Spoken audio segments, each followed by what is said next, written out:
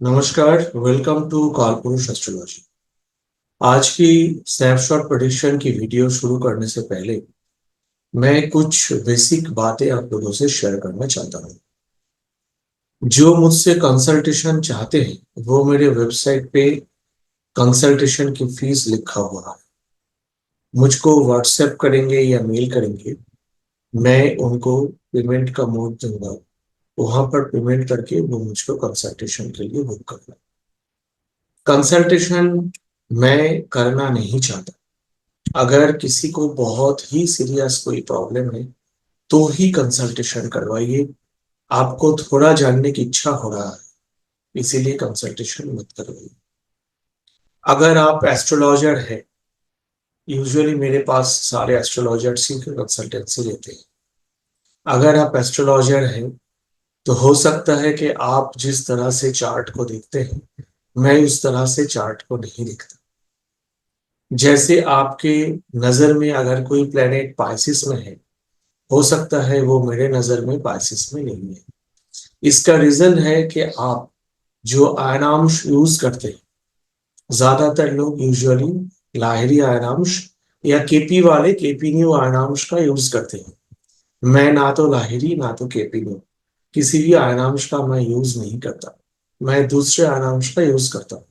और जब आपको इन आयनांश के कैलकुलेशन के बारे में पता होगा तब आप भी इनके इस आयनांश को यूज नहीं करेंगे। तो जो आयनांश मैं यूज करता हूं उससे प्लेनेटरी पोजीशन थोड़ा चेंज कभी कभी होता है। लगन खास करके चेंज होता है।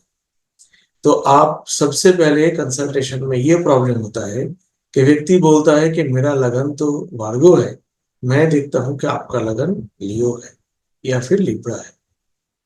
तो इसीलिए आप अगर आपके बारे में सब कुछ जानते हो तो आपको मुझसे कंसल्टेशन लेने का क्या दरकार है। जो सचमुच किसी प्रॉब्लम में फंसे हुए हैं, कंसल्टेशन चाहते हैं, उनके लिए मैं कंसल्टेशन देता हूं। और कंसल्टेशन में मैं एस्ट्रोलॉजी टीचिंग नहीं करता। Consultation for only my clients, जहां पर क्लाइंट का प्रॉब्लम किस तरह से सॉल्व किया जा सकता है, मेरे हाथ में कितना है वही मैं बताता हूँ। ठीक है। और अगर आपको सही मात्रा में रेमेडीज चाहिए, रेमेडीज तभी काम करता है जब भगवान आपको उस हाउस में उस प्लेनेट में कुछ पॉजिटिव एनर्जी आपके लिए छोड़ा हो तो ही काम करता है। ये एस्ट्रोलॉजर का करिश्मा नहीं कि हर एक रेमेडी काम कर जाएगा। ठीक है। तो बहुत सारी चीजें हैं। तो इसीलिए बहुत बार ऐसा भी बोला गया है कि sir I want to take nadi consultation. By the way I use to choose the stream of consultation for my client. Usually अगर किसी को नाड़ी से करना होता रहे तो नाड़ी से करेंगे, किसी के लिए जेमिनी अच्छा है तो जेमिनी से करेंगे, किसी के लिए वैदिक चाहिए तो वैदिक से करेंगे, किसी से पराशर का धन योगा लेंगे, किसी से पराशर का धन योगा नहीं लेंगे। पराशर को छोड़ के जितने सारे ऋषियां हैं जो अपने अपने थ्योरी बताए हैं उनके धन योगा को लेके धन की प्रेडिक्शन या फिर प्रमोशन की प्रेडिक्शन करेंगे। Am I clear?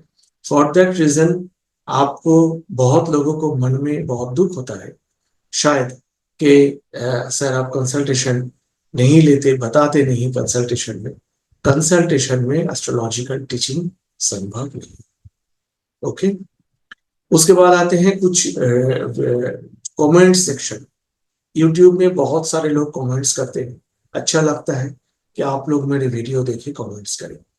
एक भैया ने मुझको कमेंट्स करा कि सबसे पहले दशा काम करता है ये स्नैपशॉट प्रेडिक्शन के वीडियो में, उसके बाद ट्रांजिट काम करता है। आप ये क्या बता रहे हो? तो भैया मैं आपको बताऊं कि दशा भृगुनंदी नाड़ी एस्ट्रोलॉजी में देखा नहीं जाता। और अगर कोई भृगुनंदी नाड़ी में दशा देखता है वो भृगुनंदी नाड़ी से प्रेडिक्शन नहीं कर रहा है, वो हो सकता है कि दूसरे किसी स्ट्रीम से प्रेडिक्शन करता है। और मैं उनको गलत नहीं बोलता, ठीक है, वो अपने हिसाब से करते हैं। मैं भृगुनंदी नाड़ी मतलब मेरे गुरुजी आरजी राव जी को समझता हूँ और किसी को नहीं समझता। ठीक है। क्योंकि भृगुनंदी नाड़ी हमारे सामने आरजी राव जी ने ही लाया, ना कि और कोई लाया। बहुत लोग इसकी इंटरप्रिटेशन करते हैं ये अपनी मर्जी है, अपना रिसर्च है, कोई भी प्रॉब्लम नहीं, you can do that, you are free to do that. पर जिस व्यक्ति ने इस स्ट्रीम को लाया, उस व्यक्ति का जो अनअडल्टरेटेड व्यू है, उस व्यू को पढ़ना चाहिए और उस व्यू से सोचना चाहिए। उनकी आंखों से जब हम ना देखें तब हम कैसे चीजों को प्रेडिक्ट कर सकते हैं। इसीलिए दशा यहाँ पर नहीं है।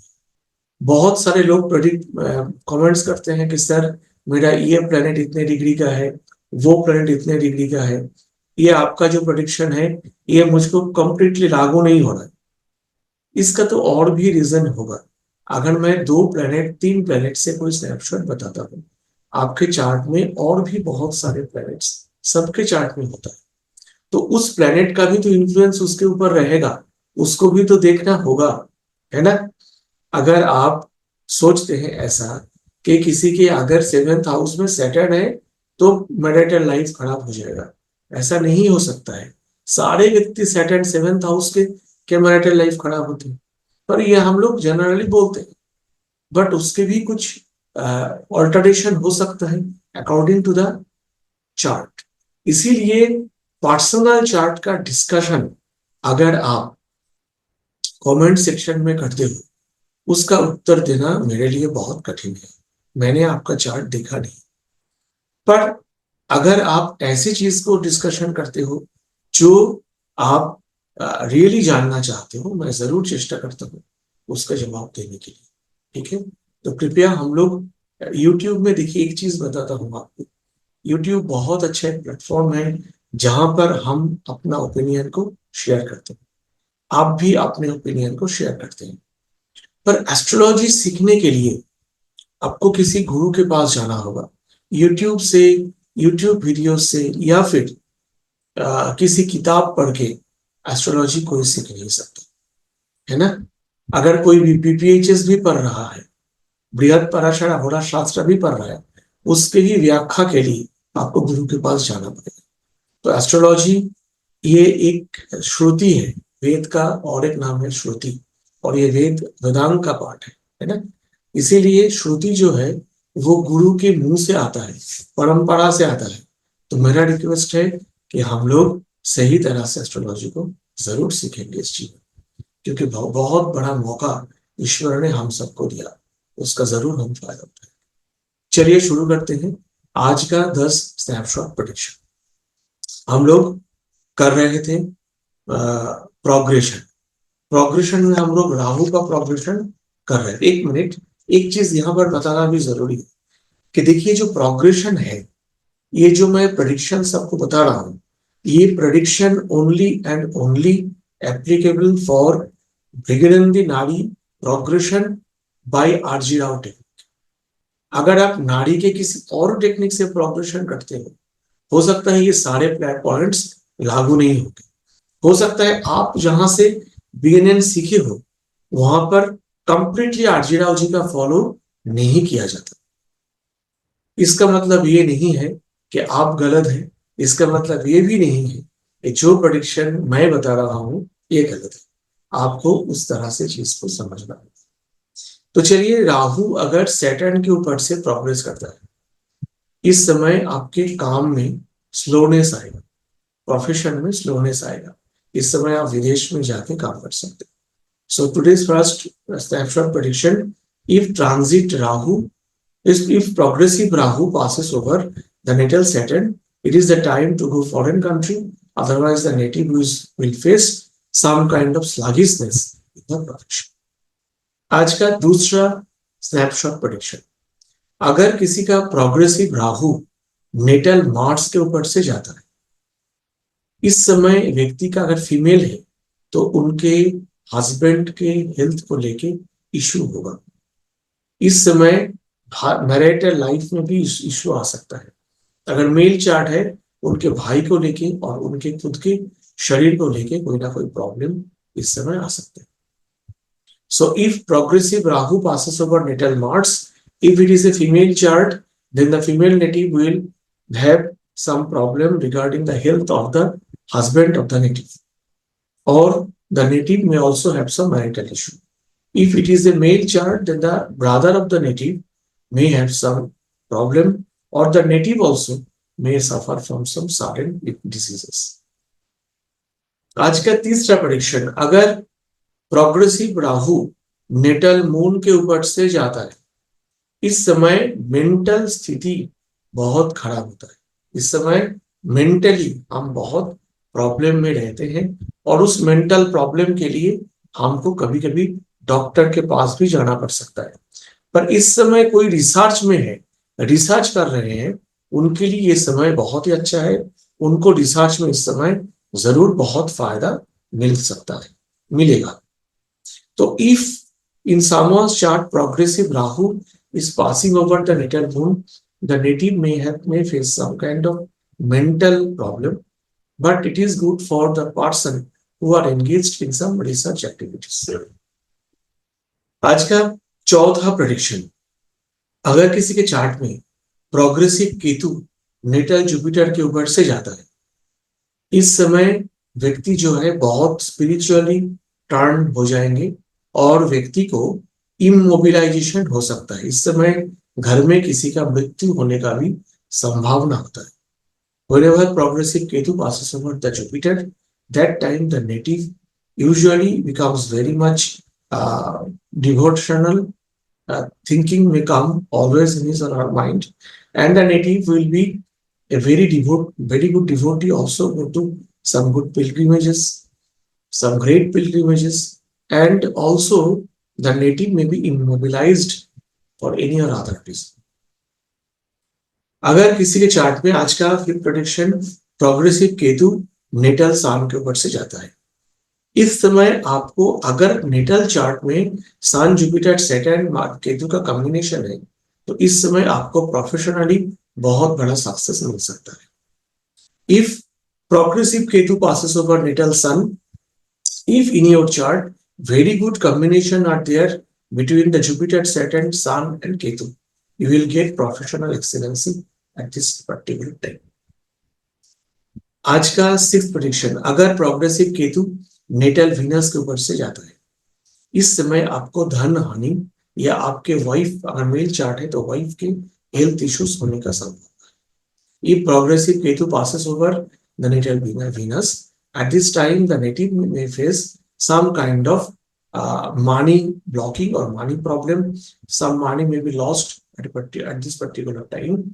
Also, wife of the male native may have some health issues. Also, female native herself may face some kind of health issues if it is a female child. आज का नेक्स्ट प्रेडिक्शन, सेवेंथ प्रेडिक्शन, अगर किसी के chart में progressive Ketu natal mercury के ऊपर से जाता है, इस समय आपके जो एस्ट्रोलॉजी जर्नी, स्पिरिचुअल स्टडीज, ये सब हो सकता है। इस समय किसी भी कोर्ट केस में भी आप कर सकते हैं। So whenever progressive Ketu passes over the natal Mercury, you will have a very good time to learn astrology. Also, there might be some kind of court cases or litigation at this particular time. आज का eight prediction, अगर progressive Ketu natal Saturn के ऊपर से जाता है, इस समय काम बंद हो जाएगा। इस समय काम में, आपके प्रोफेशन में कोई सडन प्रॉब्लम आ सकता है, अगर आप केतु के प्रोफेशन में नहीं हो तो। So if progressive Ketu passes over the natal Saturn, you may have some kind of professional problem regarding this particular time.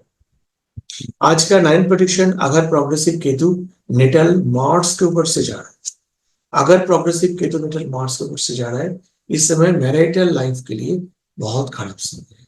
इस समय मैरिटल रिलेशनशिप खराब हो सकता है। अगर चार्ट में मैरिटल रिलेशनशिप अच्छा नहीं है, ऐसा कॉम्बिनेशन है, सो केतु's transit over the केतु's progression over the Mars will be a very problematic time. So whenever Ketu progresses over the Mars, native will have marital disturbances. आज का लास्ट प्रेडिक्शन, जब भी प्रोग्रेसिव केतु नेटल मून के ऊपर से जाता है, इस समय पिलग्रिमेज योग बनता है।